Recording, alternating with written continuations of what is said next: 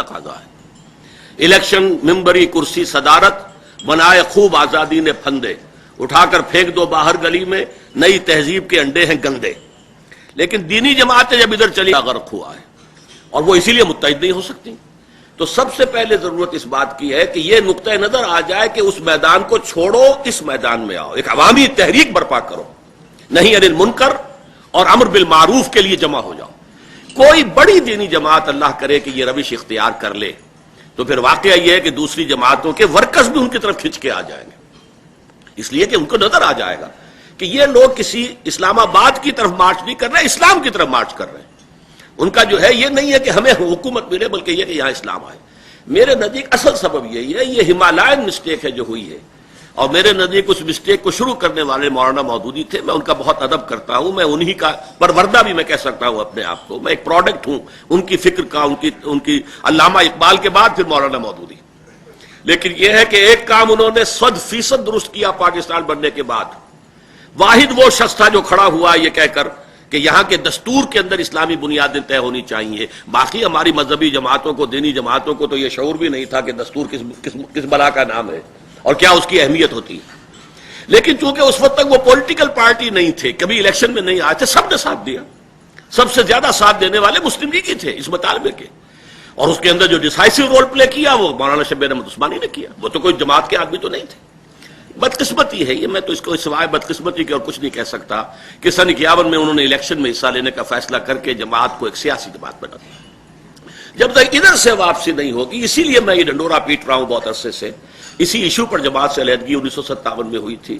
بہت حد تک سمجھ میں آ بھی چکی ہے بات، لیکن بس یہ کہ ایک خوگر ہو گئے ہیں ایک راستے پر چلنے کے، اس سے پیچھے ہٹنا جو ہے انہیں ممکن نظر نہیں آتا، اور اس کے بغیر اتحاد ہو ہی نہیں سکتا۔ ابھی ہم نے جب ایک ڈول ڈالا تھا متحدہ اسلامی انقلابی محاذ، قاضی حسین احمد صاحب کے پاس بھی میں جانا چاہتا تھا، انہوں نے میرا اکرام کیا، خود تشریف لے آئے۔ بہرحال چونکہ جمعیت میں وہ میرے جونیئر تھے، چھوٹے تھے، میں جمعیت میں ناظم اعلیٰ تھا، وہ آ گئے۔ انہوں نے صاحب کہا ہمارا تجربہ بہت تلخ ہے، ہم کسی اتحاد میں محاذ میں شامل نہیں ہو سکتے، اس لیے کہ وہاں فوراً قیادت کا مسئلہ اٹھ کھڑا ہوتا ہے، اور وہ اس پر قائم ہے۔ مطلب یہ کہ میں انہیں یہ کریڈٹ دیتا ہوں کہ جو بات انہوں نے مجھ سے کہی تھی 2 سال پہلے، اس کے بعد بہت سے یہاں پہ جو ہے وہ ٹرمز آئے ہیں جن میں کوئی سیاسی اتحاد، یہ وہ جی ڈی اے فلاں، لیکن یہ کہ وہ اس پر قائم۔ لیکن ظاہر بات ہے کہ جب تک کہ اس سے پیچھے ہٹ کر، اور جو میرا اشتہار شاید آپ کی نظروں سے گزرا ہو، پاکستان کی جہادی تحریک توجہ فرمائے، وہ حدیث کے حوالے سے اس ملک میں امر بالمعروف اور نہی عن المنکر کے لیے جہاد کرنا، یہ اصل کام ہے۔ میرا نام عطاء الرحمان ہے، میں اپنا شمار ڈاکٹر صاحب کے شاگردوں میں کرتا ہوں، وہ اسے تسلیم کریں یا نہ کریں۔ ڈاکٹر صاحب نے جو خطاب فرمایا ہے اس کی جو نظری حیثیت ہے اس پر تو ظاہر ہے مجھے پروفیسر اتفاق ہے، اور چونکہ میں بھی اسی انٹلیکچوئل کلچر کا پروردہ ہوں جس کی طرف ڈاکٹر صاحب نے ابھی اشارہ فرمایا، لہٰذا ہمارا جو بھی نظریاتی پرسپیکٹو ہے وہ انہی خطوط پر ہے جو انہوں نے بیان فرمایا۔ میرے پاس کوئی سوال نہیں، ایک کمنٹ ہے اور کمنٹ طویل ہو جائے گا، اور اسٹیٹ کی طرف سے ممانعت کی گئی ہے، تو میں نے یہ سوچا ہے کہ میں یا خود حاضر ہو کر یا لکھ کر ان کی خدمت میں بھیج دوں گا، اور اس کا جواب دے کر اسے چھاپ دوں گا، تو انشاءاللہ وہ سب کے سامنے آئے گا۔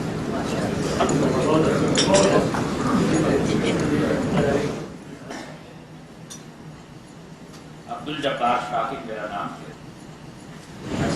ڈاکٹر صاحب کے کتاب میں ایک غالب حصہ تو وہ ہے جو واقعاتی صداقتوں سے تعلق رکھتا ہے، اور ان کی گفتگو کا ایک حصہ وہ ہے جس میں انہوں نے اپنے اسلوب کے تحت ان واقعات کا تجزیہ و تحلیل کرتے ہوئے کچھ نتائج ہمارے سامنے پیش ہوئے۔ ہر شخص کو یہ حق حاصل ہے کہ وہ اپنے اسلوب فکر کے مطابق واقعات کا تجزیہ و تحلیل کرتے ہوئے کچھ نتائج کو ہمارے سامنے پیش کریں۔ ان پیش کردہ نتائج میں سے کچھ ایسے ہیں جو ایک واقعی حقیقت نفس الامری کے طور پر ہمارے سامنے آئے ہیں، اور ہم ان کا دکھ یا ان کا مزہ جو ہے وہ ایک چل رہے ہیں۔ 2-3 باتیں جو مجھے سمجھ میں آتی ہیں، ایک تو یہ کہ قائد اعظم کے بارے میں ایک بات طے شدہ ہے کہ وہ ایک پارلیمنٹیرین سسٹم کے پروردہ تھے اور اس کے مزاج کو بہت بہتر انداز میں جانتے تھے۔ انہوں نے یہ جو 11 اگست کا بیان ہے، اس کو اس کی کرونالوجی میں دیکھا جائے تو جو پریشر بر صغیر کی اس تقسیم کے موقع پر دستوری، آئینی یا سیاسی اعتبار سے پیدا ہو سکتا تھا، اس میں اس سے بہتر ڈپلومیٹک ٹون اختیار نہیں کی جا سکتی۔ میں اسے معذرت خواہانہ اسلوب نہیں کہتا ہوں، یہ ایک ڈپلومیٹک ٹون تھی جس کو انہوں نے بڑی بصیرت کے ساتھ اختیار کیا ہے، اور اس سلسلے میں کسی معذرت کی ضرورت نہیں ہونا چاہیے۔ دوسری بات میں یہ عرض کرنا چاہتا ہوں کہ اس موقع پر جو دستوریہ کے بارے میں یہ اظہار خیال کی شکلیں ہیں، میں توجہ دلاؤں گا کہ کیا میثاق مدینہ کے اندر غیر مسلم اقلیتوں کے ساتھ یہ فیاضانہ حسن سلوک موجود ہے یا نہیں، یا 13 یا 14 معاہدات جو مدنی زندگی کے اندر آپ نے غیر مسلم اقلیتوں کے ساتھ مختلف علاقوں میں اختیار کیے ہیں، کیا یہ فضا تعاون کی اور اتحاد کی اس میں موجود ہے یا نہیں، اس کو بھی پیش نظر رکھیں۔ آخری بات جو ایک سوال کا درجہ بھی رکھتی ہے اور کامنٹ کا حصہ بھی ہے کہ 1885 کے بعد انڈین نیشنل کانگریس میں تو مسلمان اور بدھ مت کے لوگ، جین مت کے لوگ، پارسی لوگ اور ہندو لوگ سارے کے سارے کسی نہ کسی درجے میں شامل ہیں، اور تقسیم ہند کے نقطۂ اختتام تک ان کا تعاون کسی نہ کسی درجے میں جاری دکھائی دیتا ہے۔ کیا مسلم لیگ کے ساتھ بھی یہ صورتحال موجود ہے کہ 1906 کے بعد اس ملک کے تقسیم کے نقطۂ اختتام تک مسلم لیگ میں مسلمانوں کے طبقات کے علاوہ کسی دوسرے نے ان کے نقطۂ نظر کی پذیرائی کی؟ اس سلسلے میں وہ رپورٹیں جو مختلف مواقع پر پیر کی رپورٹ ہے، اس کے بعد کمال یار جنگ کی 1940 میں ایجوکیشنل رپورٹ، اس انداز کی اور بہت ساری رپورٹیں جو ہیں ان کا جائزہ لیں، یا مسلم لیگ کے آل انڈیا مسلم لیگ کے جو سالانہ سیشنز ہوئے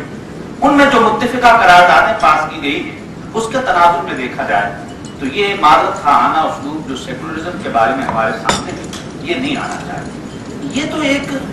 آج تک مغربی قوتوں کا یہ طرز عمل کہ وہ ہمارے اس جرم کو معاف نہیں کرنا چاہتے ہیں کہ ہم اس اسٹیٹ کو دستوری اعتبار سے ایک نظریے کی اسٹیٹ بنانا چاہتے ہیں۔ جتنی سزا ہمیں خارجی عوامل سے دی گئی ہے یا دی جا رہی ہے، اس کے دیے جانے کے امکانات بھی ہمارے سامنے واضح ہیں، وہ تو اسی اعتبار سے کہ یہ اسٹیٹ ایک نظری اسٹیٹ ہے اور وہ نہیں چاہتے کہ یہ نظری اسٹیٹ مستقبل کی تہذیبوں کی آویزش کے اندر ایک نمائندہ تہذیب کی علامت بن کر اٹھے۔ بس اسی کے ساتھ اس کو آپ کے اس کمنٹ میں مجھے سوال کوئی نظر نہیں آیا، البتہ آپ کے کمنٹ سے مجھے کچھ اختلاف ہے۔ دیکھیے، اسلامی ریاست میں غیر مسلموں کے حقوق کے لیے میثاق مدینہ کا حوالہ دینے کی قطعاً کوئی ضرورت نہیں، یہ اسلام کی مستقل تعلیمات میں ہے۔ اصل میں میثاق مدینہ ایک وقتی معاہدہ تھا اور وہ جوائنٹ ڈیفنس آف مدینہ کی حیثیت رکھنے والی شے تھی، وہ کوئی مستقل معاہدہ نہیں تھا۔ اصل میں تو آخر میں جب سورہ توبہ میں آیا ہے معاملہ یؤتوا الجزیۃ عن ید وہم صاغرون، ظاہر بات ہے کہ غیر مسلموں سے معاملہ یہی ہوگا، اس لیے مسلمان فوجیں جب نکلی ہیں تو 3 آلٹرنیٹوز کے ساتھ نکلی ہیں۔ اگر تم اسلام لے آؤ ہمارے برابر کے ساتھی ہو، بھائی ہو، نہیں تو چھوٹے ہو کے رہو، جزیہ دو، اسلام کی بالادستی قبول کرو، ورنہ تلوار ہمارے اور تمہارے درمیان فیصلہ کرے گی۔ یہ ایک تاریخی حقیقت ہے کہ جہاں تک مشرکین عرب کا معاملہ تھا انہیں یہ چوائس بھی نہیں دیا گیا، وہاں تو یہ تھا فَإِذَا انسَلَخَ الْأَشْهُرُ الْحُرُمُ فَاقْتُلُوا الْمُشْرِكِينَ حَيْثُ وَجَدتُّمُوهُمْ، کیونکہ ان میں سے حضور تھے، حضور نے آخری درجے میں اتمام حجت کر دیا تھا، ان کے لیے تو قتل عام کی سزا آئی ہے سورہ توبہ کی ابتدائی 6 آیات میں۔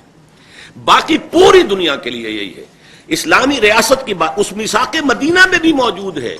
جو بھی معاملہ اختلافی ہوگا وہ اللہ اور اس کا رسول طے کریں گے، گویا کہ دین وہاں پر بھی اسلام ہے، جو اوپر کا فیصلہ ہوگا وہ اللہ اور اس کے رسول کا ہوگا۔ باقی یہ کہ در حقیقت وہ جوائنٹ ڈیفنس آف مدینے کی ایک شکل تھی۔ حضور نے بہت سے مشرکین سے معاہدے کیے تھے، سارے کے سارے آ کے سورہ توبہ نے ختم کر دیے، براءۃ من اللہ ورسولہ الی الذین عاہدتم من المشرکین۔ تو درمیان میں یہ صلح ہو جانا، صلح حدیبیہ ہو گئی، اس کے بعد دوبارہ وہ قریش کا جو ہے آ رہا ہے سردار صلح دوبارہ کر لیجئے یا تجدید نہیں کر رہے، یہ چیزیں تھی ایک اقامت دین کی جد و جہد کے مختلف مراحل۔ لیکن اسلامی ریاست میں غیر مسلموں کے لیے واقعتاً میں نے ساری باتیں آپ کے سامنے بیان کی ہیں، تو اس کو ڈپلومیسی اگر آپ کہیں گے، اگر تو یہ لفظ آپ ڈپلومیسی جدید اصطلاح استعمال کر رہے ہیں تو وہ ہمارے ہاں کو پسندیدہ اصطلاح نہیں ہے۔ یہ ضرور ہے کہ اس کے اندر کچھ جھلک آتی ہے کہ وہاں گویا کہ اسلام کے ساتھ بھی کوئی پرائیویٹ افیئر کا معاملہ جو ہے وہ نفی ہوتا ہے اس جملے کے اندر، لیکن اس کی ہم نفی کریں گے ان